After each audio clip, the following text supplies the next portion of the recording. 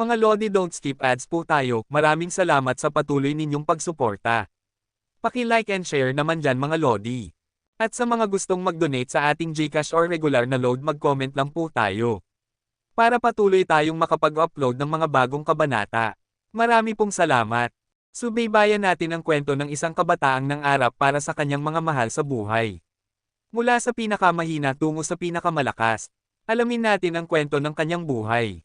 Kabanata 1841, Kabanata 1850. Kabanata 1841. May ngiti sa sulok ng labi ni Yulan, at ang anino ay gumalaw, lumalakad laban sa hangin. Sa tuktok ng banal na bundok, ang hangin dito ay napakasariwa. Nakatayo sa tuktok ng bundok, tila ba maaari mong hawakan ang mga ulap, at mayroon kang pakiramdam na nakatingin sa buong mundo. Ang lawak ng bundok ay napakalaki, at ang sinauna at marilag na mga gusali ay nasa bundok. May mga pagtaas at pagbaba, at sa isang sulyap, mayroong hindi mabilang na damdamin. Ang buong larawan ay napakaganda. Ilan ang mga disipulo sa buong angkan ng Qin. Hindi alam ni Yehan, ngunit batay sa napakalaking lupain ng angkan ng Qin, maaaring isipin na ito ay tiyak na isang napakalaking bilang. Kasunod ng paglitaw ni Yehan at Qin Wudao, maraming tao mula sa loob at paligid ng angkan ng Qin ang lumitaw paminsan-minsan. Kabilang sa mga ito, karamihan sa kanila ay mga disipulo mula sa nakababatang henerasyon ng angkan ng Qin. Narinig ko na sina Qin Wudao at ang kanyang mga disipulo ay nakapasa sa 3 pagsubok, at ngayon ay bumabalik na sila sa angkan ng Qin. Natural, ang sigradong pagoda ay muling inayos. Tila inihanda ito para sa pagbabalik ni Qin Wudao. Gayunpaman, ito ang kauna-unahang pagkakataon sa kasaysayan ng ating angkan ng Qin na ang 2 guro at mag-aaral ay makakapasa sa 3 yugto. Narinig ko na ang mga disipulo ni Qin Wudao ay may isang uri ng pag-unawa sa Soul Slayer Formation, kaya't ang Soul Slayer Formation ay hindi sila makasasaktan. Ang taong ito ay hindi simple. Hindi lamang siya nakakuha ng pag-unawa sa Soul Slayer Formation, ngunit natalo rin niya si Qin Jianan gamit ang isang galaw. Ang ganitong lakas, ang ganitong estado, ay talagang hindi kapani-paniwala. Sa paligid, ang mga disipulo ng angkan ng Qin ay nag-uusap. Matapos dumaan sa mahabang daan, sa harap ni Yehan at Qin Wudao, isang napakalaking parisukat ang lumitaw sa kanyang paningin. Ang parisukat na ito ay hugis hagdan, may mga hakbang na umaabot paitaas sa lahat ng panig, natatakpan ng pulang carpet, ang hugis nito ay parang isang piramide, puno ng sinauna at banal na kapaligiran. Sa sandaling ito, maraming tao mula sa angkan ng Qin ang nagtipon na sa parisukat na ito, at mayroon pa ring mga miyembro ng angkan ng Qin na nagmamadali sa paligid. Sa harap ng isang hagdanan, ang pulang carpet ay umaabot hanggang kina Yehan at Qin Wudao. Sa paligid nila, hindi mabilang na mga tao mula sa angkan ng Qin ang nanunood sa kanilang dalawa. Tinitingnan ng banal na pagoda sa kanyang harapan, si Qin Wudao ay mukhang kalmado, ang sinaunang balon ay kalmado, at nang bumalik siya sa angkan ng Qin, magkakaroon ng isang seremonya. Sa ilalim ng pagsaksi ng tribo, siya ay muling isinama sa puno ng pamilya at naging isang miyembro ng angkan ng Qin. Ang simbolo ng nasyonalidad ng Qin. Sa likuran ng banal na tore ay isang marilag na bulwagan, isang mahabang hakbang ang umaabot sa harap ng bulwagan, sa sinag ng bulwagan, mayroong isang napakalaking titik na, Qin. Sa sandaling ito, 2 hanay ng mahiwagang mga master na nakasuot ng gintong baluti, dilaw na damit, gintong maskara, at gintong sibat ay sabay-sabay na lumabas mula sa bulwagan. Sila ay nahati sa 2 hanay at tumayo sa magkabilang gilid ng mga hakbang, hawak ang mga gintong sibat. Naglakad sila ng sabay-sabay gamit ang mahabang sibat, ang kanilang mga katawan ay matangkad at tuwid, at nakasuot sila ng pare-parehong gintong baluti at gintong maskara, kaya hindi nila masasabi kung sino ang sino. Gayunpaman, ang kanilang hitsura ay lumitaw na mahiwaga at makapangyarihan, na may isang hindi matitinag na puwersa, na parang sa sandaling sila ay gumalaw, sila ay magiging parang mga patay na sundalo, na nagdadala ng madugong pagpatay. Ang kanang Qin, gintong sandatahang bantay. Mayroong 200 tao sa mahiwaga at makapangyarihang bantay na ito, na bawat isa ay nasa kaharian ng 9 Revelation Supreme. Sila ay direktang kabilang sa patriarka ng angkan ng Qin. Sa buong angkan ng Qin, maliban sa ilang natitirang veterano ng angkan ng Qin, tanging ang patriarka ang maaaring magpakilos sa kanila. At ang gintong sandatahang bantay na ito ay ang dulo lamang ng malaking bato ng yelo ng angkan ng Qin. Kahit na maraming miyembro ng angkan ng Qin ay hindi alam kung gaano kalakas ang angkan ng Qin. Ang mga mata ni Yehan ay nakatuon sa makapangyarihang bantay na ito, at isang ekspresyon ng pagkamangha ang sumilay sa kalaliman ng kanyang mga mata. Ang lakas ng angkan ng Qin ay simpleng hindi maisip. Ano ang pinagmulan? Ito ang pinagmulan, isang pamilya na umiral sa loob ng libu-libong taon, ang kapangyarihang kanilang naipon ay nakakatakot. Sa sandaling ito, sa malaking bulwagan, isang lalaking may mapuputing kutis ay lumabas sa bulwagan na may ngiti sa kanyang mukha, sinundan ng isang grupo ng mga elder ng angkan ng Qin. Sabay-sabay, ang mga gintong sibat sa mga kamay ng mga gintong sandatahang bantay na nakatayo sa dalawang hanay sa mga hakbang ay malakas na nagtagpo. Ang kanilang mga paggalaw ay maayos at magkakaugnay, nang walang kaunting paglihis, kasunod ng mapuputing kutis na lalaking nasa gitnang edad sa mga hakbang ng pahakbang. Naglalakad pataas at pababa, ang magkakaugnay na mga gintong sibat ay naghiwalay isa-isa, ang ganitong uri ng magulo na mga paggalaw ay nagbigay sa mga tao ng isang nakakagulat na pakiramdam ng pagkabigla. Guro, ang taong ito ay talagang napakamagarbo. Kailangan bang maging ganito kahirap? Walang sabi-sabing nagkibit-balikat si Yehan at sinabi kay Qin Wu daw. Siya ang patriarka ng angkan ng Qin sa henerasyong ito, si Emperador Qin Wu. Kalmadong sabi ni Qin Wu daw. Ang pagmamayabang ng kabilang panig ay natural na may ilang malalim na kahulugan dito. Siyempre naiintindihan ito ni Qin Wu daw. Marahil, ginagamit ito ng kabilang panig upang sabihin sa kanya, ang patriarka ng angkan ng Qin ay kanya, at tanging siya, ang patriarka ng angkan ng Qin, ang makakapagpakilos sa Jin Jiawei. Nang marinig ito, lumiit ang mga mata ni Yehan, ang patriarka ng angkan ng Qin, ang pagkakakilanlang ito ay malamang na nasa pinakamataas na antas sa larangan ng Tianshu. Sa parisukat, lahat ng mga tao ng angkan ng Qin ay tumitig kay Emperador Qin Wu, na bumaba mula sa mga hakbang kasama ang mga elder ng angkan ng Qin, na may magalang na mga ekspresyon, at ang mundo ay tahimik. Sa huli, nang bumaba si Emperador Qin Wu sa mga hakbang at pinangunahan ang isang grupo ng mga elder patungo sa tuktok ng banal na tore, siya ay tumayo sa harapan, nakatingin kina Qin Wu daw at Yehan sa ilalim ng banal na tore na may ngiti sa kanyang mga labi. Ikatlong kapatid, 500 taon na ang nakalipas mula nang umalis ako, at talagang nami-miss kita. Ngayon, tinatanggap kita pabalik bilang patriarka ng angkan ng Qin. Sa itaas ng banal na pagoda, sinabi ni Emperador Qin Wu na may ngiti, at ang malakas na tinig na iyon ay narinig sa buong parisukat, sa gitna ng pagiging taos-puso, mayroong isang aura ng kataas-taasang karangalan. Nang marinig ito, si Qin Wu daw ay may ngiti rin sa kanyang mukha, at sinabi, pagkatapos ng isang paghihiwalay sa loob ng 500 taon, ang kilos ng matandang lalaki ay pareho pa rin, at hindi nawala ang nakaraan, ngunit ang lahat ay naiiba. Ngayon na ako ay bumalik, tila dapat kong pumasok at makilala ito ng mabuti. Nang marinig ito, si Emperador Wu ng Qin ay bahagyang ngumiti, at sinabi, ang angkan ng Qin ay nagbigay liwanag sa Dao. Noon, sila ay sikat at kamangha-manghang may talento. Nakikita kita ngayon. Ang kilos ng ikatlong kapatid ay pareho pa rin sa dati. Bukod dito, tinanggap din niya ang isang napakagaling na disipulo. Sa banal na pagoda, ang mga nakangiting mata ni Emperador Qin Wu daw ay biglang nahulog kay Yehan na nakatayo sa tabi ni Qin Wu daw. Alam niya ang lahat tungkol sa tatlong pagpasa ng isa't isa, kabilang ang pagkatalo sa angkan ng Qin gamit ang isang galaw. Qin Jianan, ang pangalawang batang master ng henerasyon. Kabanata 1842. Dahil sa isang napakagaling na binata, si Emperador Qin Wu ay natural na kailangang tingnan pa si Yehan. Gayunpaman, ang nakangiting titig ng kabilang partido ay nagparamdam kay Yehan ng kaunting kakulangan sa ginhawa. Ito ay malamig, at maraming mga bagay sa mga mata ng kabilang partido na hindi malinaw na nakikita ni Yehan. Hehe, ako, si Qin Wu daw, ay gumawa ng tatlong maling bagay sa aking buhay. Nagtiwala ako sa mga traidor, sinira ko ang aking mga kamag-anak, at sinaktan ko ang aking kasintahan. Gayunpaman, ang aking disipulo ang pinakatama kong desisyon na nagawa ko sa aking buhay. Mahinang sabi ni Qin Wu daw. May ngiti, ang kanyang mga mata ay nakasalubong sa mga mata ni Emperador Qin Wu. Bagamat pareho silang tumatawa, mayroong isang hindi maipaliwanag na pakiramdam dito. Si Qin Wu daw, ang panganay na anak noong mga panahong iyon, ay orihinal na isang kandidato para sa magiging patriarka ng angkan ng Qin, ngunit sa kasamaang palad, siya ay nakagawa ng isang sakuna.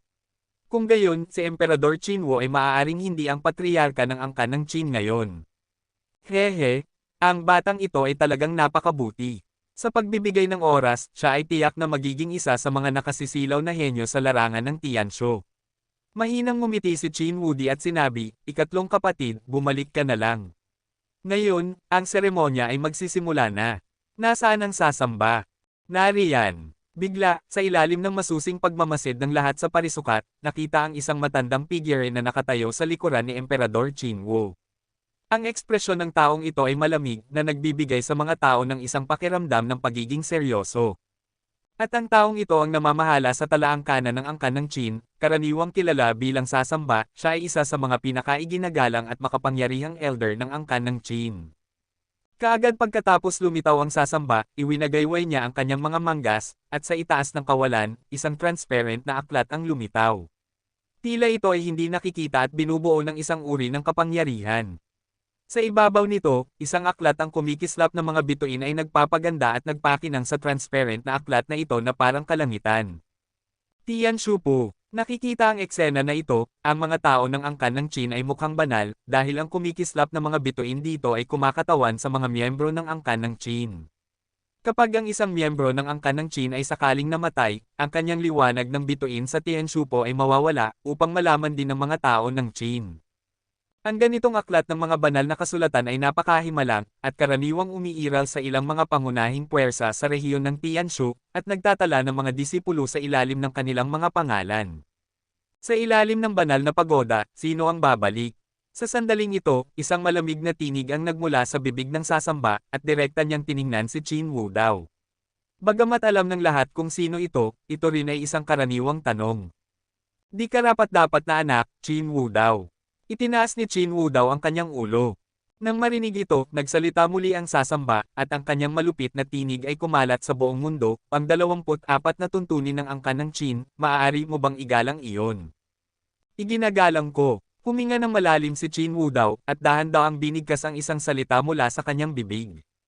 Ang 12 batas ng angkan ng Qin, maaari mo bang iwasan iyon? Malamig na muling tinanong ng sasamba si Qin Wu Dao. Iiwasan ko. 6 na pagpatay ng angkan ng Qin, maaari bang isagawa iyon? Isasagawa ko. Ang dalawang nagtanong at sumagot na lubhang banal. Para itong isang uri ng relihiyosong seremonya na may sariling mga utos at tuntunin. Gayunpaman, ang angkan ng Qin ay isang makapangyarihang angkan. Kung gusto nilang ipagpatuloy ang pagpapadala nito, natural na mayroon silang ilang mga patakaran. Gaya ng kasabihan, walang tuntunin kung walang mga patakaran. Gamit ang mga utos at tuntuning ito, ang mga tao ng Qin ay hindi magiging parang mga palaboy at walang pakundangan. Ang 24 na tuntunin ng angkan ng Qin, ang 12 batas, 6 na pagpatay, at ang 42 tuntunin. Kung lalabag ka ulit sa 42 tuntunin, ang buong pamilya, patayin siya. Ang malupit na tunog ng pagpatay ay nagmula sa bibig ng sasamba, at isang nakakatakot ang intensyon na pumatay ay kumalat ng paulit-ulit sa nakapaligid na mundo. Di karapat-dapat na anak na si Qin Wu Dao, tandaan mo. Seryosong sabi ni Qin Wu Dao. Sambahin ang patriarka at iwanan ang selyo ng langit. Nang marinig ito, ang mahigpit na mukha ni Qin Wu Dao ay nagpakita ng isang mahinang liwanag, at pagkatapos ay tiningnan niya si Emperador Qin Wu Dao, na mayroon pa ring ngiti sa kanyang mukha, na parang hindi ito mawawala, at yumuko sa patriarka. Sino ang taong sasambahin ay maliwanag. Nakikita ang eksena na ito, lahat ng tao sa mundo ay tumitig kay Qin Wu Dao sa sandaling ito, kabilang si Emperador Qin Wu Dao. Ang katahimikan na ito ay tumagal ng kalahating minuto, at ang buong mundo ay natahimik. Si Qin Wu Dao ay luluhod at sasambaba kay Patriarka Qin Wu Di. Kumunat din ang noo ni Yehan, luluhod sa Patriarka, ito ay hindi isang nakakahiyang bagay. Ngunit iyon lang para sa mga nakababata, ngunit ang target ngayon ay si Qin Wu Dao, at si Qin Wu Dao ay orihinal na nakatayo sa tabi ni Emperador Qin Wu Dao noon, sa henyo. Gayunpaman, sa sandaling ito, ang mga binti ni Qin Wu Dao ay dahan-daang yumuko, ang kanyang mukha ay walang ekspresyon, napakakalmado, at sa wakas, ang mga binti na iyon ay lumuhad sa pulang carpet, itinaas ang kanyang ulo, tumingin kay Emperador Qin Wu sa itaas ng banal na pagoda.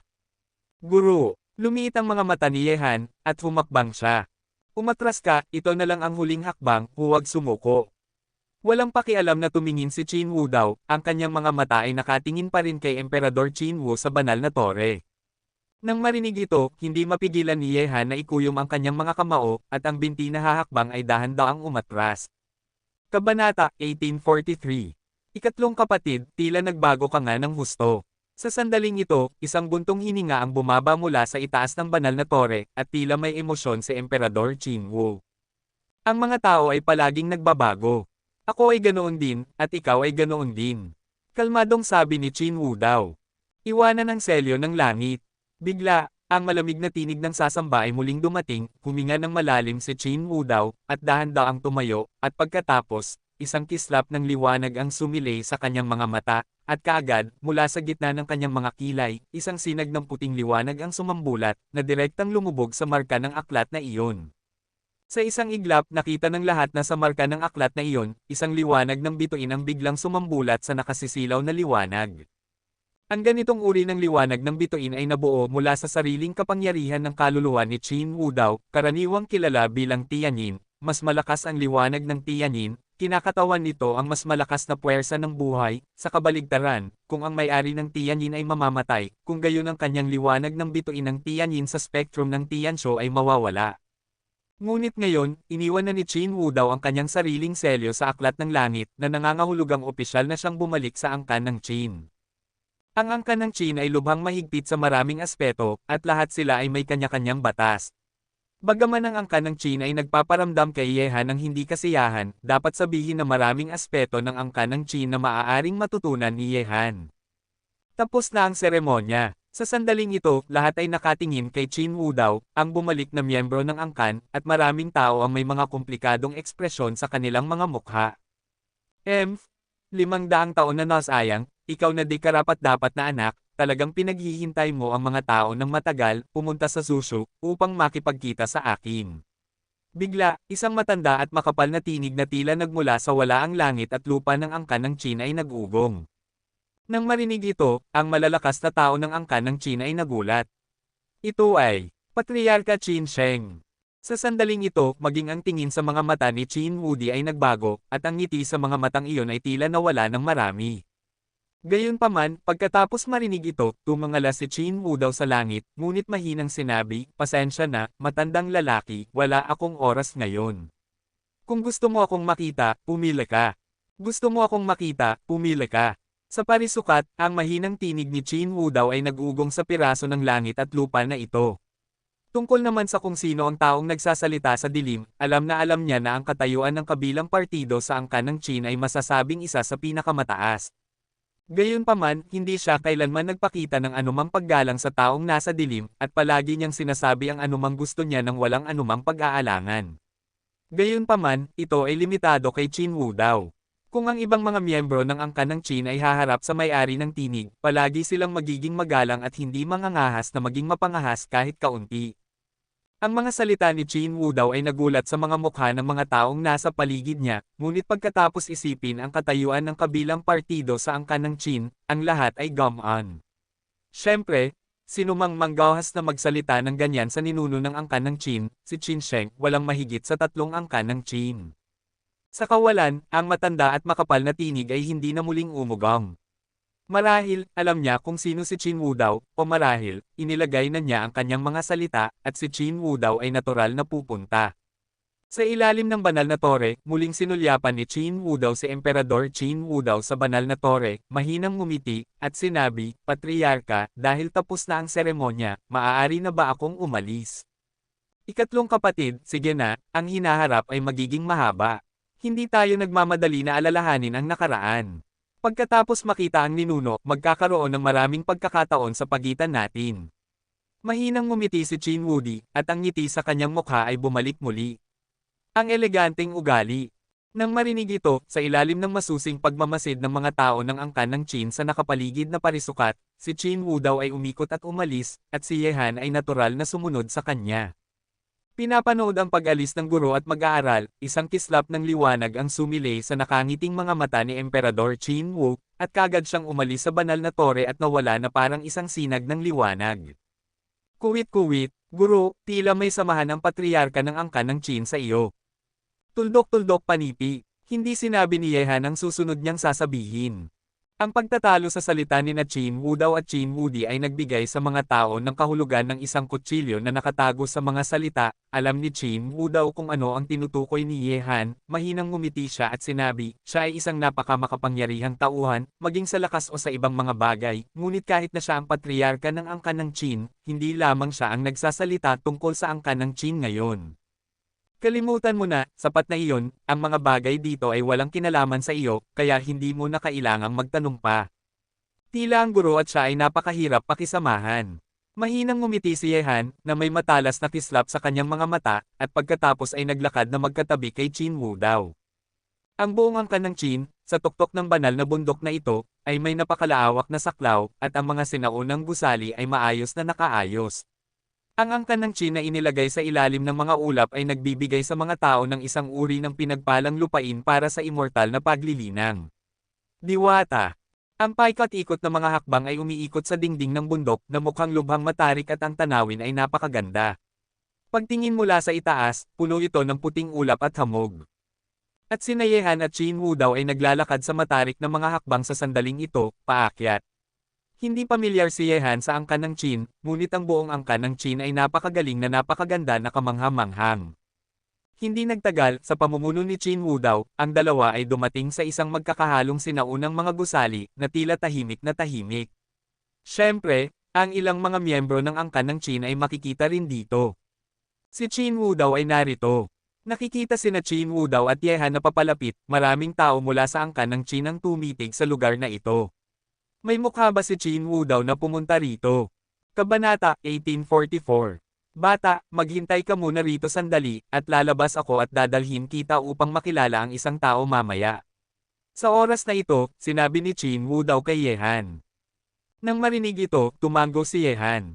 Mula sa mga mata ng mga tao ng angkan ng Qin sa paligid niya, nakita ni Yehan ang isang tingin ng sama ng loob, dapat mayroong ilang mga lumang bagay dito.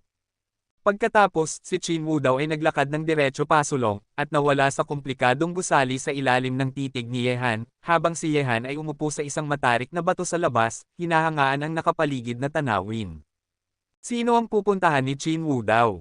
Hindi alam ni Yehan, syempre, hindi ito tatanungin ni Yehan, gusto ni Qin Wu Dao na sabihin sa kanya. Natural niyang sasabihin sa kanya ang ilang mga bagay na hindi mahalaga kay Yehan, kahit na alam ito ni Yehan, walang silbi ito, marahil ay walang kabuluhan dagdagan ang mga problema. Sa sandaling ito, sa sinaunang komplikadong gusali na iyon, sa ilalim ng mga galit na mata ng mga tao ng angkan ng Qin sa paligid niya, si Qin Wu Dao ay nakarating sa isang bangin. Bago ang bangin, mayroong isang pavilion. Mula rito, maaaring makita ang tanawin sa ilalim ng mga ulap. Sa pavilion na iyon, mayroong dalawang lalaki at isang babae, isa sa kanila ay si Qin Jianan na natalo ni Yehan gamit ang isang galaw, at sa tabi niya ay nakatayo ang isang magandang babaeng nasa gitnang edad na medyo kaakit-akit, ngunit, ang nakakuha ng pinakamaraming pansin ay ang figure na nakaupo sa isang wheelchair na nakatalikod kay Qin Wu Dao. Nakikita ang pagdating ni Qin Wu Dao, ang mga mata ni Qin Jianan ay puno ng galit, ang kanyang mga mata ay madilim, at sinabi niya, ito ba ang lugar na dapat mong puntahan? Umalis ka. Jianan. Sinaway ng babaeng nasa gitnang edad na maganda, at isang komplikadong tingin ang sumilay sa kanyang magagandang mata habang tinitingnan niya si Qin Wu Dao. Pagkatapos makatakas sa loob ng 500 taon, sa wakas ay bumalik ka na. Gayunpaman, natapos na lang ang seremonya. Hindi ko inaasahan na ang unang taong makikilala mo kapag bumalik ka ay ako. Hindi mo man lang pinansin ang mga salita ng mga ninuno. Tila, hindi ka pa nagbabago. Isang mahinahon at matatag na tinig ang nagmula sa bibig ng lalaking nakaupo sa wheelchair na nakatalikod kay Qin Wu Dao.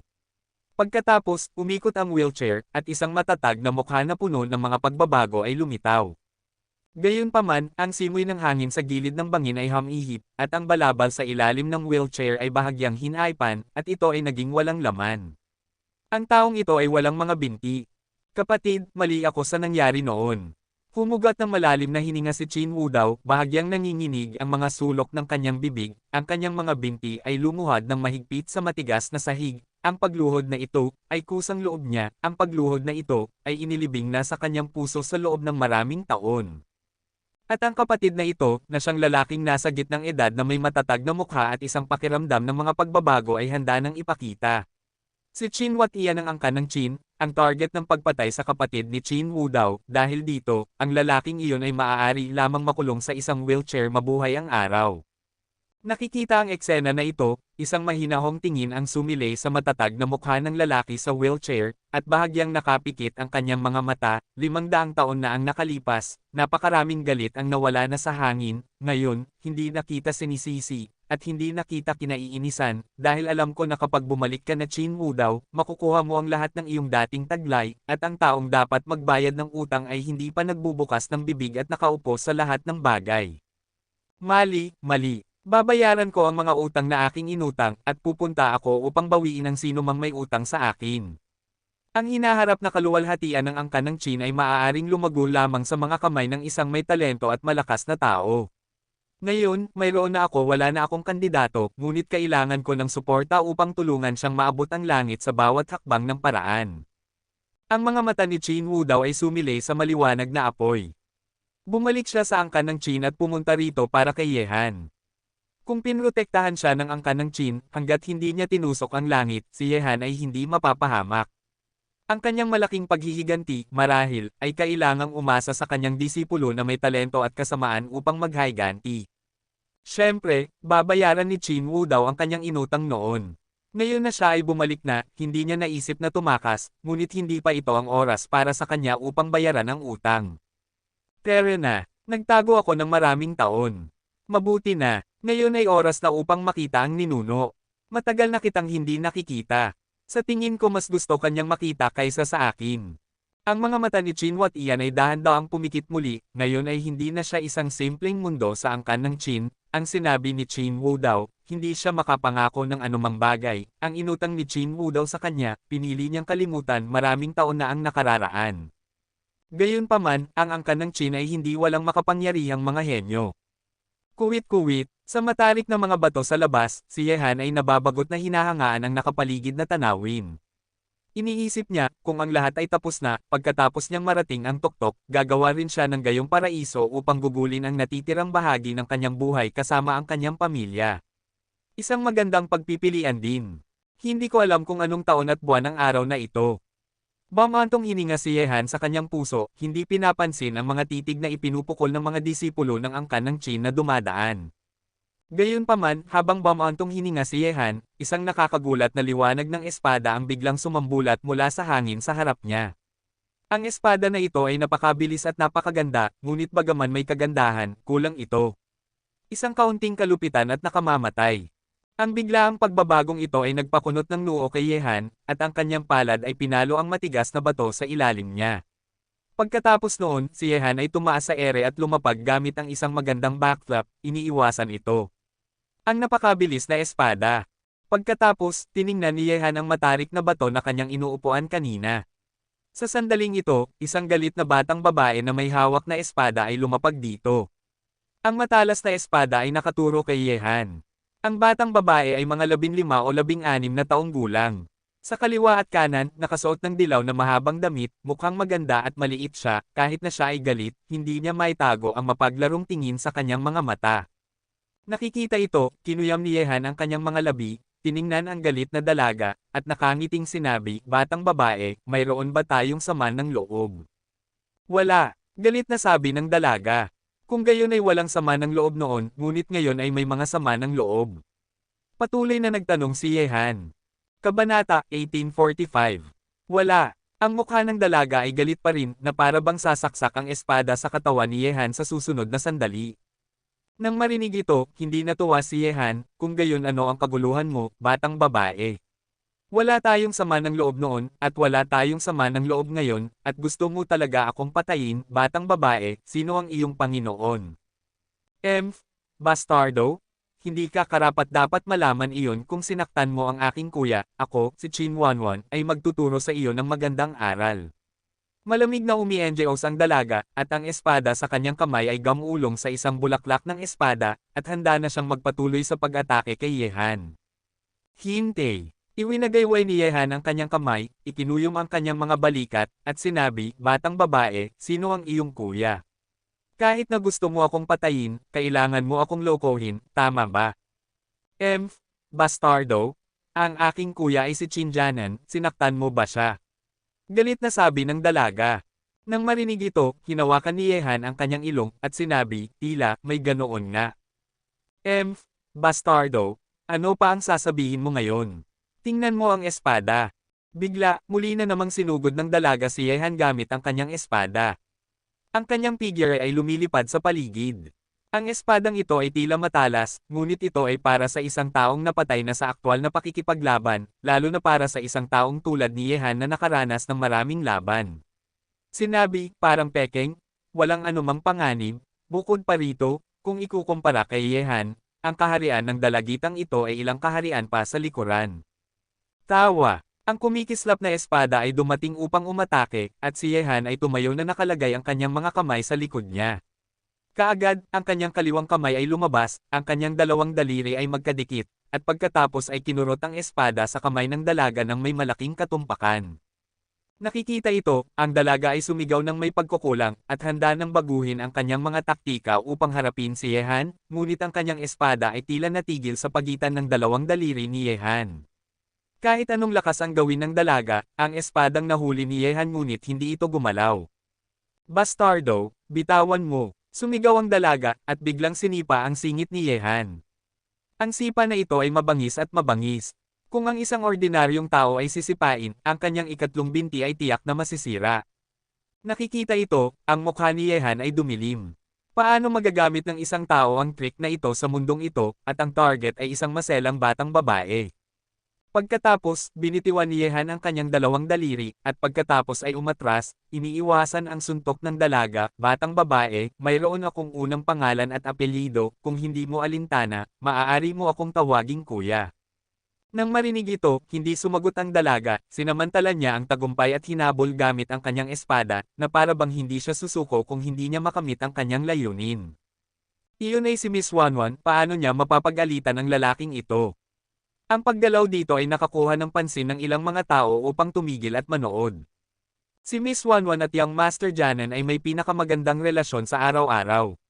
Sinaktan ng lalaking ito si Young Master Janan. Ngayon ay maaaring lumabas si Miss Wanwan sa tuktok. Gayunpaman, ipinagbabawal ni Ginang si Miss Wanwan na gumamit ng puwersa. Ngayon na nakikipaglaban si Miss Wanwan sa isang tao, natatakot ako na siya ay parurusahan. Bukod dito, gamit ang lakas ni Miss Wanwan, paano niya magagawang kalabanan ang lalaking ito? Sa mga batang master ng angkan ng Qin, tanging ang panganay na anak, si Qin Changkong, ang makakatalo sa kanya. Dalaga, tila kung hindi kita tuturuan ng aral, iniisip mo ba talaga na madaling pagsamantalahan ako? Walang sabi-sabing si Yehan. Sa susunod na sandali, ang umatras na figure ay biglang sumulong. Nang hindi man lang magreaksyon ang dalaga, ang figure ni Yehan ay lumitaw na sa likuran ng dalaga, at pagkatapos, itinuro ni Yehan. Boom! Bigla, isang eksena na nagulat sa mga mata ni Yehan ang lumitaw. Tinuro ni Yehan ang likod ng dalaga, at isang malakas na puwersa ng pagkabigla ang tumulak kay Yehan palayo. Ang lakas ay tila patuloy na dumadaloy, na nagpapangit ng mukha ni Yehan. Ang ganitong uri ng kapangyarihan ay tiyak na hindi dapat taglayin ng dalaga sa harap ko. Ang dalaga sa harap ko ay nasa tuktok lamang ng kaharian ng Nether, paano siya magkakaroon ng kapangyarihan upang itaboy si Yehan? Selyo, mayroong isang makapangyarihang selyo sa katawan ng dalagitang ito. Ang mga mata ni Yehan ay puno ng pagkabigla. Ang kanyang lakas sa pag-atake sa dalaga kanina ay mas mababa sa 10% ng kanyang sarili. Kung mas malakas ito, ang puwersa ng counter-shock ay magiging mas nakakatakot, at kahit si Yehan ay masasaktan.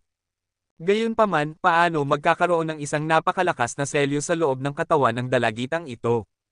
Ano ang selyadong? Sa oras na ito, nang nagulat si Yehan, isang figure ang biglang lumitaw sa tabi ng dalaga na parang multo, at isang tingin ng galit ang lumitaw kaagad sa kanyang mukha. Nakikita ito, ang kutis ng dalaga na handa nang atakihin si Yehan ay biglang gumuho. Hawak niya ang espada sa kanyang kamay at ibinaba ang kanyang ulo, tulad ng isang batang gumawa ng mali, ina. Sa tingin ko nakakalimutan mo ako bilang isang ina. Mahinang umienjeos ang magandang babaeng nasa gitnang edad, ang kanyang ekspresyon ay medyo pangit. Nakikita ito, agad na dinilaan ng dalaga ang kanyang dila, ngunit hindi nang ahas na kontrahin ng dalaga ang mga salita ng magandang babaeng nasa gitnang edad. Kabanata 1846. Kaagad, tiningnan ng magandang babaeng nasa gitnang edad si Yehan at sinuri siya, ikaw ba ang disipulo ni Qin Wu daw? Bumalik sa nakatatanda, ang guro ay si Qin Wu daw. Sumagot si Yehan sa magandang babaeng nasa gitnang edad ng walang sinasabi. Ang magandang babaeng nasa gitnang edad ay lumitaw dito ng walang tunog. Kahit si Yehan ay hindi napansin kung paano lumitaw ang kabilang partido, na nagpapakita na ang kabilang partido ay tiyak na isang master na may nakakatakot na lakas. Bukod dito, nakikita ang hitsura ng magandang babaeng nasa gitnang edad na ito, ang mga mukha ng mga nakapaligid na tao ng Chin ay nagpakita ng paggalang. Siyempre, sa angkan ng Chin, mayroong natural na maraming malalakas. Hindi alam ni Yehan kung gaano karami ang mga kataas-taasang nilalang, o kahit na ang mga malalakas sa kaharian ng immortal, mayroon. Nang marinig ito, bahagyang tumango ang magandang babaeng nasa gitnang edad at sinabi, napakahusay mong talunin si Janen gamit ang isang galaw. Si Chin Wu daw ay talagang may pananaw. Sabi ni Yehan, nanalo ang nakatatanda ng parangal, at ang panandaliang panalo ay walang ibig sabihin, bukod pa rito, si Ji. Chin ay napakahusay din. Pagkukunwari, pagpapaimbabaw. Iniwanan ng dalaga ang magandang babaeng nasa gitnang edad at tiningnan si Yehan. Tumahimik ka, hindi ko pa naayos ang nangyari kanina. Ang mga mata ng magandang babaeng nasa gitnang edad ay nanlamig, tila napakahigpit niya sa dalagitang ito, at ang magandang babaeng ito ay walang iba kundi ang asawa ni Chin Wat Ian at ina ni Chin Janan. Nang marinig ito, ang kutis ng dalaga ay muling bumagsak, at palihim niyang iwinagayway ang kanyang maliit na kamao kay Yehan, isang araw, tiyak na matatalo kita. Nang marinig ito, ngumisi si Yehan at sinabi, naniniwala ako na isang araw, maaari kang maging napakahusay. Hinihintay kita na matalo ako. Tungkol dito, may pakiramdam si Yehan na ang dalagitang ito ay tiyak na hindi simple, ang makapangyarihang selyo sa kanyang katawan ay dapat may ilang mga sekreto, at ang mga sekretong ito ay maaaring hindi alam ng mga tagalabas. Siyempre, wala ni Yehan na paraan upang malaman kung ano ito. Nang marinig ng magandang babaeng nasa gitnang edad ang mga salita, bahagyang nagbago ang kanyang mga mata, ngunit hindi siya masyadong nagsalita. Sa oras na ito, si Chin Wu daw ay naglakad-lakad na mula sa hindi kalayuan. Nakikita ang eksena na ito, ang magandang babaeng nasa gitnang edad ay kumislap kasama ang batang babae at umalis dito ng diretso. Bastardo? Tandaan mo? Ang pangalan ko ay Chin Wanwan, kapag lumaki na ako, tiyak na matatalo kita. Sa kawalan, ang lubhang hindi nasisiyahang tinig ng dalaga ay dumating. Nang marinig ito, ngumiti lang si Yehan at hindi na nag-isip pa. Sino ang iyong inaway, bata? Nakangiting sabi ni Chin Wu daw, ikinuyom ni Yehan ang kanyang mga balikat at nakangiting sinabi, Guro, hindi ko gusto ang gulo. Sige, tere na, dadalhin kita upang makilala ang isang tao. Iwinagayway ni Chin Wu daw ang kanyang kamay, at nagtungo ng diretso sa kawalan. Ang lugar sa tuktok ng banal na bundok ay napakalaki. Bagaman ito ay isang ipinagbabawal na lugar, hindi ito pinansin ni Chin Wu daw marahil, sa ganitong paraan, masasabi ng angkan ng Chin na siya, si Chin Wu daw, ay bumalik na. Guro, sino ang makikilala natin? Tanong ni Yehan kay Chin Wu daw, pabayaang tinitingnan ang magandang tanawin sa tuktok ng mas mababang banal na bundok. Isang napakamatandang lalaki, ngunit napakamakapangyarihan. Mahinang ngumiti si Chin Wu daw, iniisip ang taong kanyang makikilala, ang kanyang mga mata ay nagpakita rin ng kaunting emosyon. Kuwit-kuwit, pumunta ako kay Duan Tia niya at nakilala ang aking kuya. Sa itaas ng pangunahing bulwagan ng angkan ng Chin, si Emperador Chin Wu, na nasa tuktok, ay nakangiti, na may malalim at mahiwagang tingin sa kanyang mga mata. Si Duan Tia niya, iyon ay, ang bangin, ay kung saan nakatira si Chin Wat Ian. Ang pagbabalik ni Chin Wu daw sa pagkakataong ito ay hindi maliit, dapat mong harapin ito ng mabuti, at ang patriarka Qin Sheng ay nagsalita na, at ang kahulugan nito ay mas mahiwaga pa. Ito ay naipon sa loob ng daan-daang taon, kaya huwag itong sirain ng sabay-sabay. Panipi. Sa isang madilim na sulok sa itaas ng pangunahing bulwagan sa ibaba, isang lalaking natatakpan ng itim na balabal ay nagsalita ng may malalim na tinig. Ang taong ito ay natatakpan ng itim na balabal mula itaas hanggang ibaba, tila medyo mahiwaga, kung hindi mo ito masusing susuriin, hindi mo ito maiintindihan. Alamin na mayroong isang taong nakatayo rito. Paano ko ito gagawin? Tila, hindi mo na kailangang turuan ako. Bukod dito, hindi mo ba sa tingin ay hindi angkop na lumitaw dito? Tiningnan ni Emperador Qin Wu ang lalaking nakasuot ng itim na balabal sa madilim na sulok sa itaas ng pangunahing bulwagan. Bagaman ang nakangiting mga mata ay kalmado at hindi mahulaan, ang kanyang mga salita ay may napakalalim at mapang-ipong pakiramdam. Pinagpapaalalahanan lang kita, huwag mong kalimutan kung sino ang tumulong sa iyo na umupo sa posisyong ito. Ang matatag na tinig ng lalaking nakasuot ng itim na balabal ay muling umugong, at nang mahulog ang mga salita, ang kabilang partido ay dahan-daang naglaho sa hangin, na nagiging mga hibla ng usok. Itim na usok, walang bakas. Ang eksena na ito ay mukhang napakakaiba. Kabanata 1847. Isang madilim na tingin ang sumilay sa mga mata ni Emperador Qinwu, ngunit ang kanyang katalinuhan ay maihahambing sa iba. Sa isang iglap, ang eleganteng ngiting iyon ay muling umakyat sa kanyang mukha, naglalaro ka ba?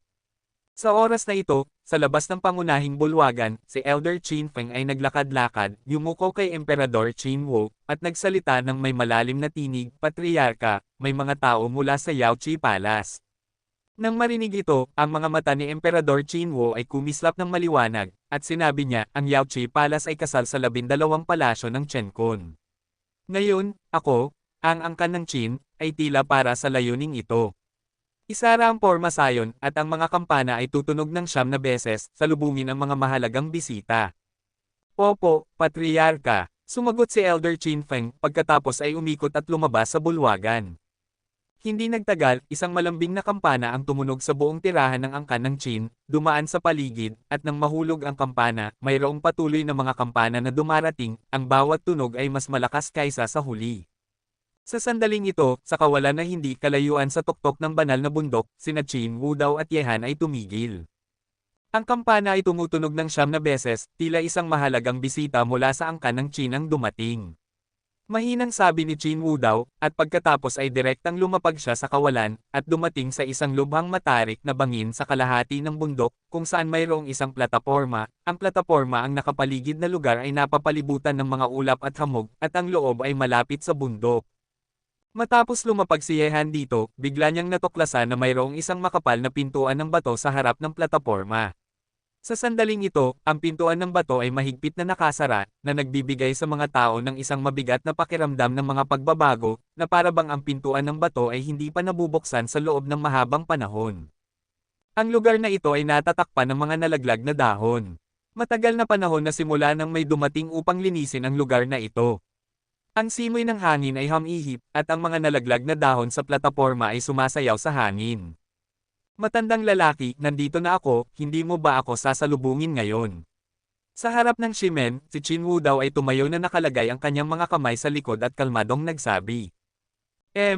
Di karapat-dapat na bagay, pinayagan kitang pumunta ng mag-isa sa halip na iba pang mga taong walang kaugnayan.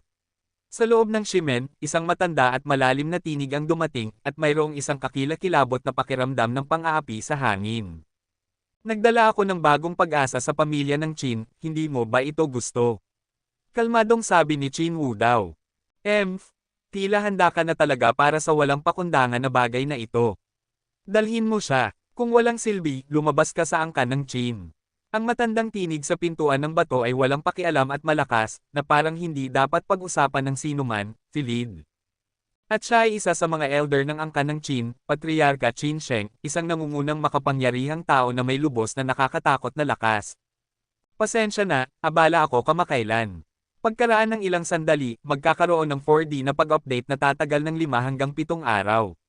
Sa labas ng pintuan ng bato, bahagyang kumunat ang noo ni Ye Han nang marinig niya ang mga salita ng matandang tinig na master. Ang mga huling salita ng kabilang partido ay malinaw na nakadirekta sa kanya. Ang mga nakatira rito sa pagtatago ay dapat na may mataas na katayuan sa angkan ng Qin.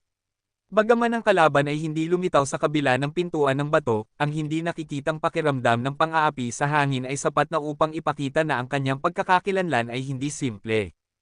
Sa oras na ito, habang nakatuon ang mga mata ni Ye Han sa makapal na pintuan ng bato, isang umuugong na tunog ang nagmula sa pintuan ng bato, at unti-unti, ang makapal na pintuan ng bato ay dahan-daang tumaas, at kaagad, isang malakas na pakiramdam ng pang-aapi ito ay kumalat din mula rito. Ang hiningang ito ay puno ng mga pagbabago at maalikabok na amoy, na para bang ang pintuan ng bato ay hindi pa nabubuksan sa loob ng hindi mabilang na taon. Sa pagbubukas ng pintuan ng bato, nakita ni Ye Han na ang liwanag sa loob ng pintuan ng bato ay napakadilim, na nagbibigay sa mga tao ng isang pakiramdam ng misteryo. Sige, sumunod ka sa akin at makilala ang matandang lalaking iyon. Sabi ni Qinwu Dao kay Ye Han, at nauna siyang pumasok sa pintuan ng bato. Humugat ng malalim na hininga si Ye Han at sumunod kay Qinwu Dao. Sinabi sa kanya ng kanyang intuition na ang taong kanyang makikilala sa sandaling ito ay tiyak na hindi simple kahit saan man siya. Parehong ang pagkakakilanlan at lakas ng angkan ng Chin ay pambihira. Matapos pumasok ang dalawa sa pintuan ng bato, ang pintuan ng bato ay dahan-daang bumagsak muli na nagpaparamdam sa nag-iisang liwanag sa loob na mawala. Gayunpaman, kahit nasa dilim, wala itong epekto sa mga practitioner tulad ni Chin Wudao at Yehan. Impluwensya. Itinaas ni Yehan ang kanyang mga mata at tumingin sa paligid. Ito ay isang sinaunang yungib. Sa mga dingding ng bato sa paligid ng yungib, mayroong mga inukit na figure. Ang mga figurang ito ay tila gumagalaw kapag tinitingnan sila ni Yehan, ngunit kung titingnan mo ng mabuti, ang mga figure ito ay isang mural lamang, ngunit ang mga kilos at pagbabago ng bawat figure ay lubhang malalim, na parang sila ay iginuhit ng sapalaran, at tila naglalaman ng isang uri ng karunungan sa martial arts. Kaagad, ang titig ni Yehan ay umalis sa mga mural sa nakapaligid na mga dingding ng bato, at napunta sa isang tatsulok na plataporma ng bato, kung saan nakaupo ang isang matandang lalaki na may puting buhok at puting kilay na nakaupo nang nakatawid ang mga binti. Ang edad ng matandang lalaki ay nagpapahirap na makita na ang kanyang balangkas ay hindi malakas, at ang kanyang buong katawan ay walang mga pagbabago sa buhay, na para bang siya ay nakaupo na, at ang kanyang mga mata ay mahigpit na nakapikit, at ang kanyang pinakamaayos walang senyales ng daloy ng hangin sa mga butas ng ilong. Kung ang gayong tao ay hindi isang patay na tao, kung gayon ang kanyang paglilinang ay umabot na sa isang hindi masusukat na makapangyarihang tao, at umabot na siya sa punto kung saan siya ay maaaring huminga magpakailanman. Sa mga nakaraang taon, tila lumikha ka ng maraming makapangyarihang martial arts para sa angkan ng Chin. Si Chin Wudao ay nanatili sa mga mural sa nakapaligid na mga dingding ng bato, at pagkatapos ay tumitig sa matandang lalaki na nakapikit ang mga mata sa plataporma ng bato, at sinabi, dapat mong malaman na babalik ako sa pagkakataong ito nang walang dahilan. Gusto kong malaman, kaninong panig ka sa pagkakataong ito. Nang marinig ito, ang matandang lalaki na nakaupo nang nakatawid ang mga binti sa plataporma ng bato ay sa wakas ay dahan-daang iminulat ang kanyang mga mata. Bagaman hindi niya tiningnan si Yehan, naramdaman ni Yehan ang isang nakakatakot na liwanag. Ang mga matang iyon ay higit pa sa mga salita, na para bang kung titingnan mo sila, mag-iiwan ito ng bangungot magpakailanman. Tumakas ka na sa loob ng 500 taon, ikaw na walang pakundangan na bagay, at ngayon ay bumalik ka na, iniisip mo ba talaga na walang makakakita sa iyong layunin? Ang mabigat at nakakatakot na tinig ay nagmula sa bibig ng matandang lalaki, na nagpapanginig sa mga tao. Ang hangin sa yungib ay tila nagyayelo. Gayunpaman, gusto ko talagang malaman, ano ang nagpabalik sa iyo pagkatapos ng 500 taong pagtakas. Hindi mo pa sinasagot ang aking tanong. Gusto kong malaman, kaninong panig ka sa pagkakataong ito. Patuloy na nagtanong si Chin Wudao. Hindi nagsalita si Yehan, ngunit tumitig sa nakakatakot na matandang lalaki. Kabanata 1848. Depende kung gaano ka di karapat-dapat sa pagkakataong ito. Malamig na umienjeos ang matandang lalaki. Si Chin Wudao ay nagkamali sa nangyari noon kaya hindi siya makatatayo sa panig ni Chin Wudao. Pinabayaan na kita noon, at syempre hindi na kita pababayaan sa pagkakataong ito. Tiningnan ni Chin Wudao si Yehan at sinabi, gayunpaman, hindi ako ito sa pagkakataong ito. Dapat mong malaman na gamit ang aking kasalukuyang talento, gusto ko walang magagawa upang kumbansihin ang pamilya ng Chin, ngunit ang kakayahan ng aking disipulo ay higit na nakahihigit sa akin. Kung ang pamilya ng Chin ay sumuporta sa kanya at tutulungan siyang lumago, ang kanyang kinabukasan, kahit ako sa aking kasagsagan, ay maaari lamang tumingin sa kanya. Kaya, bumalik ka ngayong dahil sa batang ito. Sa sandaling ito, sa wakas ay diretso na tinitigan ng matandang lalaki si Yehan, at ang tingin sa kanyang mga mata ay nanatiling kalmado.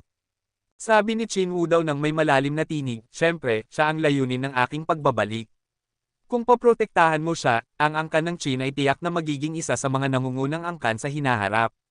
Sinabi na talagang diretso na tinitigan ni Patriarka Qin Sheng si Yehan sa oras na ito, talagang mausisa siya sa isang henyo na tulad ni Chin Wudao na lubos na hinahangaan, ano ang nakakagulat sa ordinaryong batang ito sa harap niya. Dahilan. Tiningnan muli ni Patriarka Qin Sheng si Chin Wu, at sinabi, talagang mausisa ako na hinahangaan mo ang batang ito ng labis. Kung mabibigyan mo ako ng dahilan na makukumbansi ako, hindi imposible para sa akin na tanggapin ang mga kondisyon na iyong inilahad. Isipin mo, kung hindi gumana, ang batang ito ay lalabas sa angkan ng Chin. Matandang lalaki. Ang aking disipulo ay iyong apo rin, kahit na walang dahilan upang kumbansihin ka, hindi mo kailangang maging desperado, tama ba? Malamig na umi-NGO si Chin Woo daw. Ang taong iyong inaprubahan ay hindi kinakailangang kilalanin ko. Kung gusto mong maging aking disipulo, paano ka hindi magkakaroon ng kakayahang kumbansihin ang mga tao? Walang pakialam na sabi ng ninuno ni Qin Sheng, at ang isang malakas na tao sa kanyang antas ay natural na may mataas na pananaw, ang mga ordinaryong henyo ay tiyak na hindi makakapasok sa kanyang mga mata. Kung gayon, narinig mo na ba ang tatlong salitang Wan Fati? Tiningnan ni Qin Wu daw si Patriarka Qin Sheng, at dahan-daang binigkas ang isang pangungusap mula sa kanyang bibig. Ang pangangatawan ni Yehan, wala siyang sinabi sa pangalawang tao. Pagsasalita nito, kahit na sa Yao, hindi niya sinabi kay Yao Fentian noong una, ngunit ngayon, kung gusto niyang protektahan ng angkan ng Qin si Yehan, si Qin Wu daw ay pipili lamang na magsalita. Nang marinig ang mga salita ni Qin Wu daw, si Patriarka Qin Sheng ay tila nag-iisip, sinusubukang alalahanin ang pangangatawan na ito. Hindi nagtagal, isang maliwanag na tulad ng araw ay sumambulat mula sa kanyang mga matandang mata. Sa sandaling iyon, sina Yehan ay naramdaman nilang biglang lumiwanag ang yungib, at ang mga matang iyon, na kasing liwanag ng nakakapasong araw, ay nagpaparamdam sa mga tao na hindi direktang tumingin dito. Ikaw na bata, seryoso ka ba? Ang tinig ni Patriarka Qin Sheng ay puno ng pagkabigla, at ang matandang katawan na nakaupo ng nakatawid ang mga binti sa plataporma ng bato ay tila nanginginig sandali. Tila may naisip siya. Ang mga alon ng lubhang hindi mapakilang alon ay kumalat mula sa kanyang katawan, at ang aurang iyon ay lubhang nakakatakot.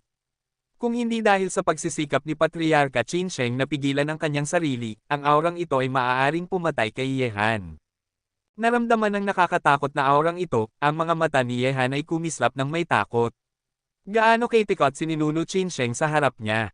Matandang lalaki, sa tingin mo ba kinakailangan para sa akin na magsinungaling sa iyo?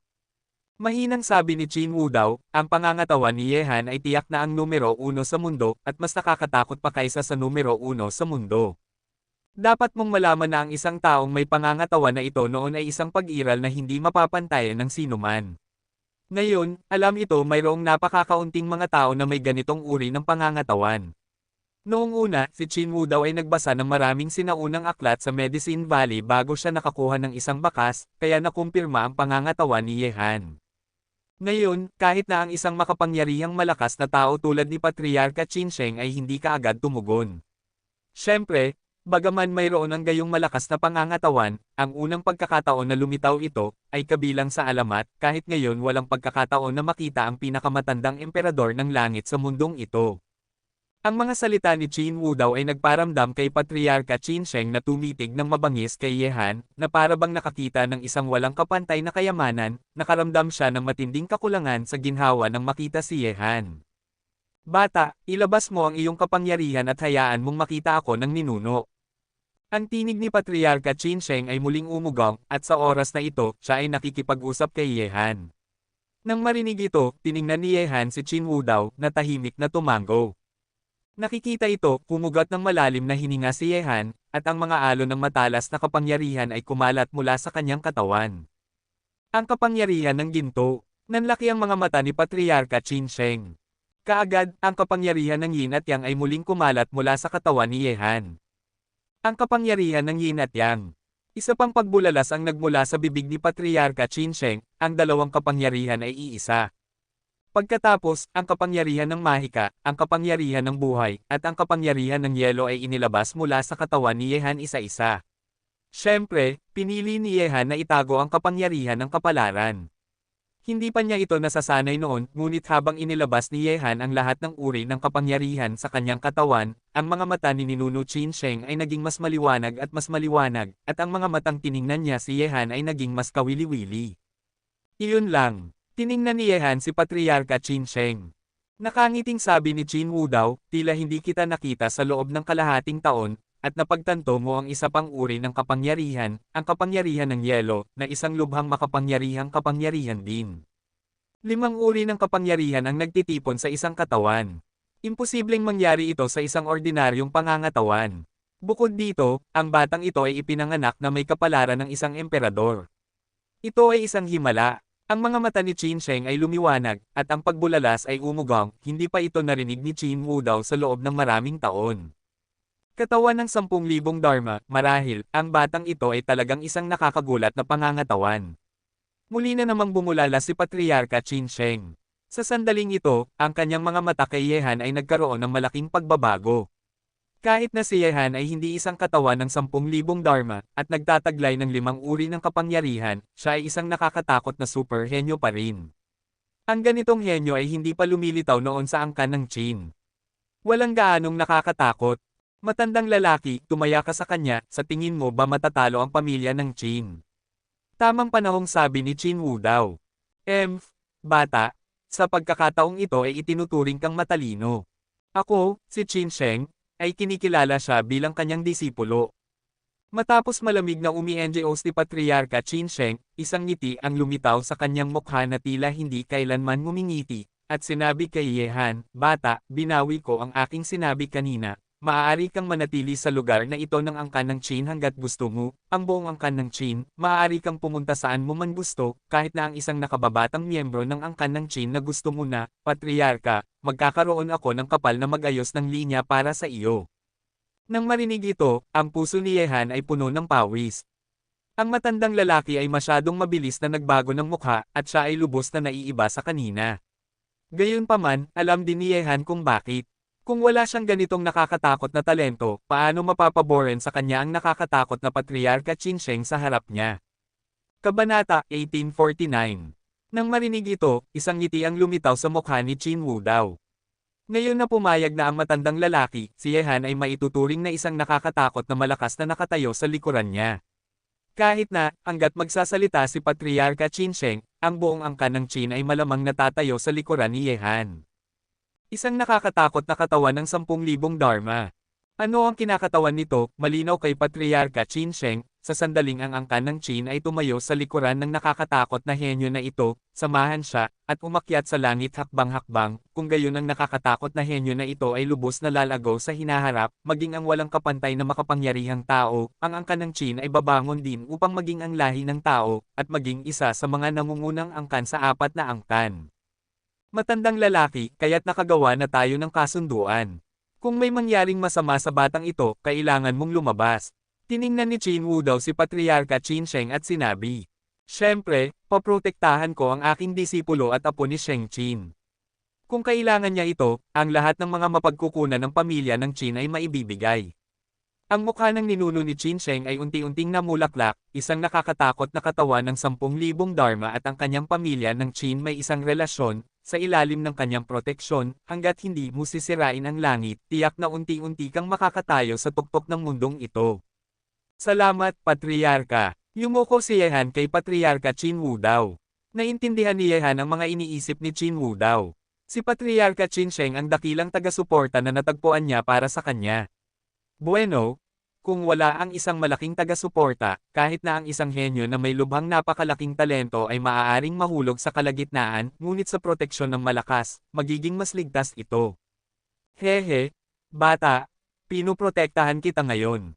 Kung isang araw ay makamit mo ang kaliwanagan, umaasa ako na ikaw, ang buong angkan ng Qin, ay aalagaan ka rin. Nakangiting sabi ni Patriarka Qin Sheng kay Yehan. Bata, tandaan ang mga salita ng mga ninuno. Kung mabait ka, tiyak na babalik ito.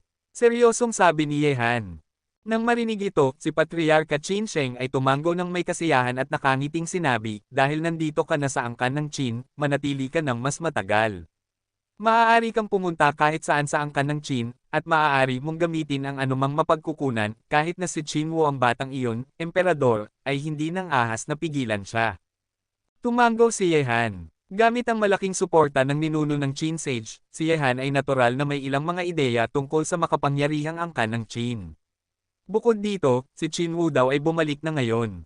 Natatakot ako na hindi maraming tao sa angkan ng Qin ang naniniwala sa kanya, kung matutulungan niya ang kanyang guro ng kaunti, si Yehan ay natural na gagawa ng kanyang makakaya. Sige, ikaw na bata, lumabas ka muna, hayaan mong kausapin ng ninuno ang walang pakundangan na bagay na ito. Iwinagayway ni Ninuno Qin Sheng si Yehan. Nakikita ito, umikot si Yehan at umalis, ang mabigat na pintuan ng bato ay dahan-daang tumataas. Matapos makita ang pag-alis ni Yehan, ang nakangiting mukha ni Patriarka Qin Sheng ay biglang naging seryoso. Tiningnan niya si Qin Wu daw at sinabi, ilang tao ang nakakaalam tungkol sa pangangatawan ng batang ito.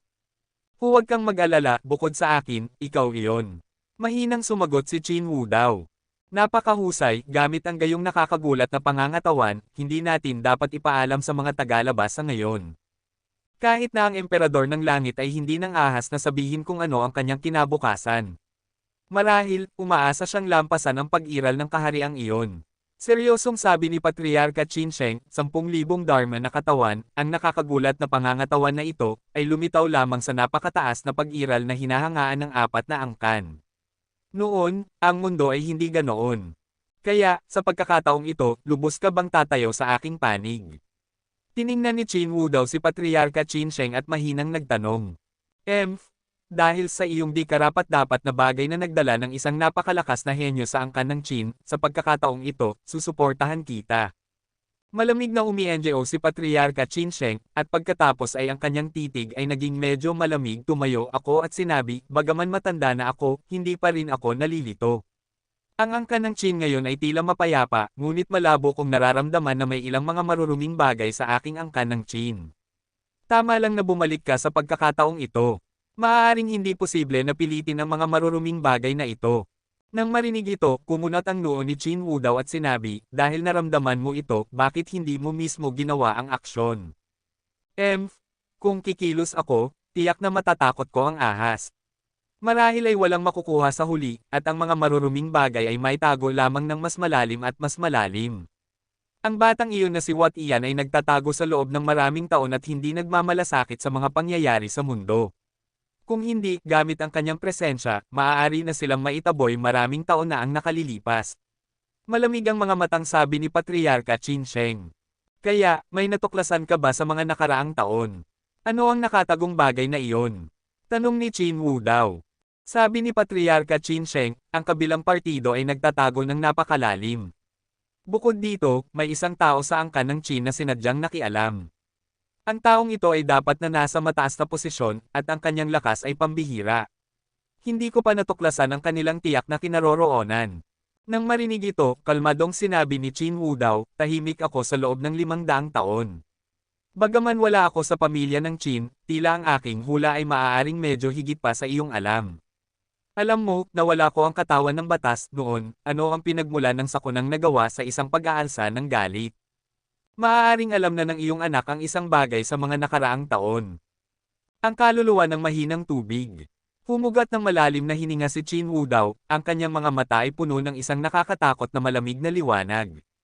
Matagal siyang nag-aral tungkol sa nakakatakot na pag-iral na ito. Dahil dito, alam niya, nagkamali siya noong una, sina Wan Qiruoxi at Qin Wat Ian ay mga Lycaran lamang. Ano, kaluluwa ng mahinang tubig, ito ay isang nakakatakot na lugar na konektado sa impyerno. Walang sino man ang nang-ahas na pumasok dito, kahit na ang emperador ng langit. Patuloy na sabi ni Patriarka Qin Sheng na may madilim na mga mata, ang kaluluwa ng mahinang tubig ay ipinanganak sa ilog ng mahinang tubig, ang mga tanging konektado dito, ay sila. Kaya, ang mga maruruming bagay sa iyong bibig ay maaaring sila. Sinaktan ng mga taong ito ang makapangyarihang angkan ng Kang noon, at ngayon ay tinutarget nila ang ating angkan ng Qin. Umiinis si Qin Wu daw, at may isang nakatagong intensyon na pumatay sa kanyang mga mata, lumabas. Kung siya ay talagang kumakain sa loob at labas, sisirain ko siya gamit ang aking sariling mga kamay. Malamig na umi-NGO si Patriarka Qin Sheng, at ang nakakatakot na aura ay kumalat sa buong yungib. Kuwit. Sa labas ng yungib na cars, si Yehan ay tumayo sa gilid ng plataporma ng bato at tumingin sa maulap na tanawin sa paligid niya. Ngayon na siya ay napunta sa rehiyon ng Tianshu na ito, na may napakalakas na suporta mula kay Ninuno Qin Sheng, ang hindi nakikitang presyon kay Yehan ito ay bumagal din ng marami. Ang Yaoqi Palace ay isa sa mga pinaka-nakakatakot na nangungunang puwersa sa rehiyon ng Tianshu. Ngayon na si Yehan ay may proteksyon ni Patriarka Qin Sheng, ang kanyang katayuan ay naging hindi pangkaraniwan. Marahil kahit na pumunta siya sa Yaoqi Palace, ang kabilang partido ay ituturing siyang isang panauhin. Sa oras na ito, habang iniisip ni Yehan ang mga bagay na ito, ang pintuan ng bato sa likuran niya ay dahan-dahang tumaas muli, umikot si Yehan at nakita na si Qin Wu daw ay lumalabas dito. Guro, hindi ko inaasahan na babalik ka sa angkan ng Qin dahil sa akin. Kinuyam ni Yehan ang kanyang mga labi. Sinabi ni Qin Wu daw kung gaano karaming sakit ang kanyang naranasan upang bumalik sa angkan ng Qin. Hindi ito kayang bitawan ni Yehan. Kabanata 1850. Kailan ka pa naging ganito ka-chismose? Mahinang nakangiting sabi ni Qin Wu daw, ngayon na may tagapagbantay na akong matandang lalaki, mas kampante na ako sa iyo, at ang aking pagbabalik sa angkan ng Qin ay hindi para sa iyo, may mga taong may utang sa akin noon at hindi pa nababayaran, marahil ngayon ay maaari ko lang umasa sa iyo na tulungan akong bawiin ito. Kung may ganitong araw, ang disipulo ay hindi kailanman magiging duwag. Ngumisi si Yehan. Nakangiting sinaway ni Qin Wu daw, ang dapat mong gawin ngayon, ikaw na bata, ay ang pagbutihin ang iyong lakas, sapat na iyon, isang mahalagang bisita mula sa angkan ng Qin ang dumating, at ang kampana ay tutunog ng 9 na beses, na nangangahulugang karangalan, tara na at tingnan natin, sino ang mahalagang bisita na dumating sa angkan ng Qin. Pagkatapos, ang dalawa ay umalis sa gilid na ito at umalis sa kawalan. Sa oras na ito, sa pangunahing bulwagan ng angkan ng Qin, bukod kay Patriarka Qin Wudi at sa isang grupo ng mga elder, maraming mga babae rin sa puting sinaunang kasuotan. Mayroong isang banal na bulaklak ng lotus na nakaberde sa harapan, ang ganitong uri ng simbolo ay kumakatawan sa Yaoqi Palace. Kabilang sa mga ito, pinamumunuan ng isang magandang babaeng nasa gitnang edad, nakaupo sa tabi ng magandang babae ay isang babaeng may belo. Sa nakapulupot na buhok ng babae, mayroong isang plaid at sutla na palamuti ito ay umabot hanggang sa dulo ng kanyang mga kilay, na nagpapangit ng kanyang mga mata. Sa likuran nila, nakatayo ang 4 na babaeng disipulo ng Yaoqi Palace. Sa sandaling ito, si Emperador Qin Wudi, ang patriarka ng angkan ng Qin, ay nakikipag-usap sa magandang babaeng nasa gitnang edad, pareho silang may mga ngiti sa kanilang mga mukha. Si Palace Master Tianqin ay napakamagalang. Bilang isa sa 4 na banal na palasyo ng Yaoqi Palace, ito ay isang malaking karangalan para sa atin, ang angkan ng Qin, na pumunta rito mismo, kasama si Saintess Tianyin. Pumunta upang bumati, ang Yaoqi Palace at Chencon 12 Halls ay kasal, ito ay maituturing na pinakamalaking masayang pangyayari sa rehiyon ng Tianshu, ang gayong masiglang pangyayari, sa tingin ko ay walang sino man ang mawawala rito. Sa unang lugar, sinabi ni Emperador Qin Wu na may mahinahong ngiti sa kanyang mukha, ang pino na ugali, kaya't walang sino man ang hindi mapapabilib sa kanya. Nang marinig ito, ang magandang babaeng nasa gitnang edad ay ngumiti at sinabi, ito rin ay isang karangalan para sa aking Yaoqi Palace na makapunta sa pangyayari. Sa oras na iyon, ang lahat sa aking Yaoqi Palace ay tiyak na maglilinis ng sopa at sasalubungin ang pamilya ng Qin upang maging ating mga panauhin. Palace Master Tianqin, Saintess Tianyin, mangyaring. Itinaas ni Emperador Qin Wu ang tasa ng tsaa sa kanyang kamay at nakangiting sinabi.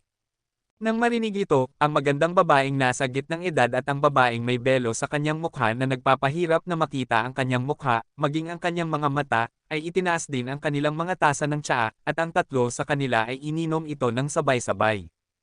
At sa oras na ito, sa labas ng pangunahing bulwagan, sina Qin Wu daw at Yehan ay naglakad-lakad mula sa labas. Nakikita ito, sina Emperador Qin Wu daw at ang magandang babaeng nasa gitnang edad ay tumingin sa kanila.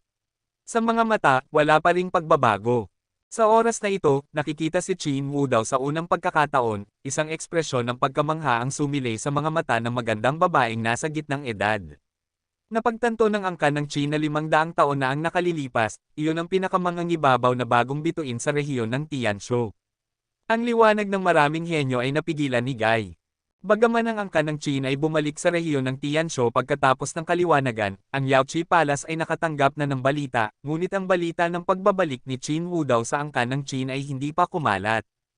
Ang mga tao sa buong bulwagan ay nakatingin din sa guro at sa disipulo, kabilang ang mga banal na babae at babaeng disipulo ng Yaoqi Palace. Sa itaas ng pangunahing bulwagan, ang mga mata ng lahat ay nasa guro at disipulo na pumasok. Bago iyon, walang pumasok upang magulat, ngunit, bilang pinuno ng angkan, si Emperador Qin Wu, na nasa itaas, ay walang sinabi. Wala siyang intensyon na magalit, at patuloy pa rin niyang tiningnan sina Qin Wu daw at Yehan na may mahinahong ngiti sa kanyang mukha. Tiningnan ng magandang babaeng nasa gitnang edad sa Yaoqi Palace si Qin Wu daw, at pagkatapos ay patuloy na tumingin kay Yehan. Gayunpaman, hindi niya masyadong pinansin si Yehan, kahit na si Yehan ang pinakamangangibabaw na bagong bituin sa rehiyon ng Tianshu, tabi. Hehe, ikatlong kapatid, dumating ka lang sa tamang oras. Ang may-ari ng Tianqin Palace ay dating pamilyar sa iyo, at ngayon ang Yaoqi Palace ay malapit ng pakasalan ang 12 palasyo ng Chencon. Sabihin. Sa unang lugar, tiningnan ni Emperador Qinwu si Qinwu daw at nakangiting sinabi. Nang marinig ito, mahinang ngumiti si Qinwu daw at sinabi, lumalabas na ang mahalagang bisita mula sa ating angkan ng Qin ay mula sa Yaoqi Palace, si Tianqin Saintes. Hindi, dapat kitang tawaging Tianqin Palace Lord ngayon, hindi kita nakita sa loob ng daan-daang taon, huwag kang pumunta rito nang walang problema. Nakangiting sabi ni Palace Master Tianqin, hindi ko inakala na ang muling pagkikita sa kaliwanagan ng iyong angkan ng Qin ay narito. Tila ngayon na bumalik ka na sa angkan ng Qin, dapat kitang batiin. Dito, babalik din ako sa huli. Bahagyang ngumiti si Qinwu daw at nagpatuloy, hindi ko inakala na ang isa sa mga banal na babae na dating Yaoqi Palace ay naging isa na sa 4 na banal na palasyo. Napakabilis. Nang marinig ito, bahagyang ngumiti si Palace Master Tianqin, naglabas ng isang gintong imbitasyon, at nakangiting sinabi, dahil bumalik ka na, ito ay aking masayang araw sa Yaoqi Palace. Kung mayroon kang oras, maaari kang maglakad-lakad, namimiss kita kung ang kaliwanagan ng angkan ng Qin ay lumitaw dito, tiyak na makakaakit ito ng ilang matatandang kaibigan mula noon.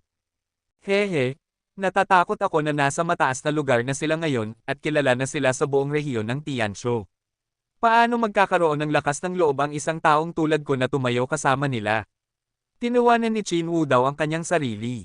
Sa tingin ko noong ang angkan ng Qin ay nagkamit ng tao noon, tiyak na hindi sila magiging handang manahimik ng ganito. Kung tumayo ka, sino ang mangangahas na maliitin ka?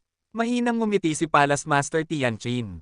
Ayaw tanggapin ni Qinwu daw ang imbitasyon, siya hindi ito pipilitin. Siyempre, kung si Qinwu daw ay lilito sa kasal sa pagitan ng Yaoqi Palace at Chencon 12 Palace, tiyak na magdudulot ito ng kaguluhan, at sa oras na iyon, marahil ay malalaman ng buong rehiyon ng Tianshu na ang pinakamangangibabaw na henyo ay bumalik na. Gayunpaman, hindi ito kinuha ni Qinwu daw, ngunit ang imbitasyon sa mga kamay ni Palace Master Tianqin ay lubos na nakatutok sa kay Yehan. Hanggang ngayon, wala pa siyang naisip na dahilan upang pumunta sa Yaoqi Palace. Kung makakakuha siya ng imbitasyon, magiging mas madali ito.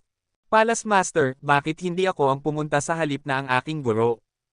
Nakikita na kukuha na ni Palace Master Tianqin ang gintong imbitasyon, sa wakas ay hindi napigilan ni Yehan na magsalita.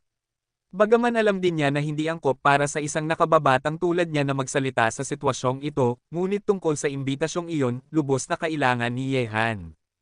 Nang marinig ito, ang mga mata sa paligid niya ay natigilan sandali, maging ang mukha ni Qinwu daw ay may ekspresyon ng pag-aalinlangan, bakit kailangan ni Yehan ang isang imbitasyon mula sa Yaoqi Palace?